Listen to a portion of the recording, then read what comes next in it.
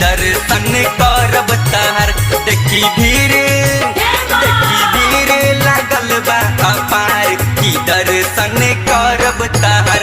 देखी भीड़ लागल बा अपार की दर्शन करब तहर। दर्शन करब तहर।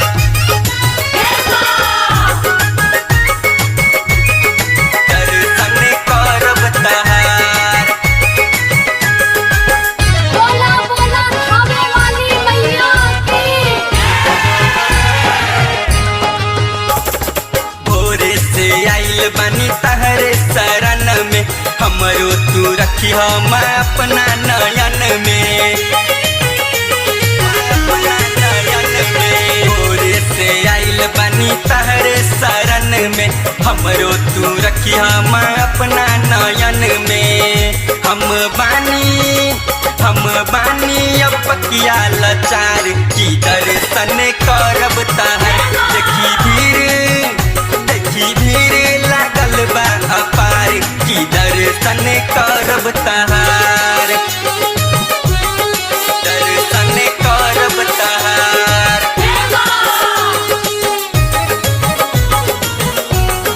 दर्शन करब तहर।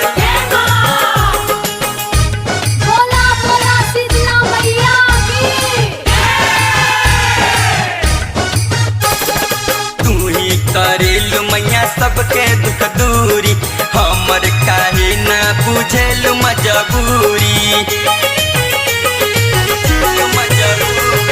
तू ही करेलु मैया सबके दुख दूरी, हमर काहे ना बुझेलु मजबूरी।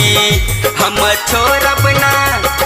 छोड़ब ना तहर दुआर की दर्शन करब तहर।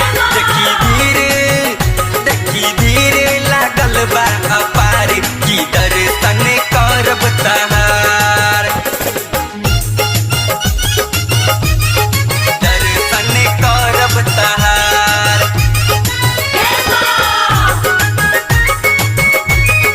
दर्शन करब तहर। बोला बोला खावे वाली मैया की।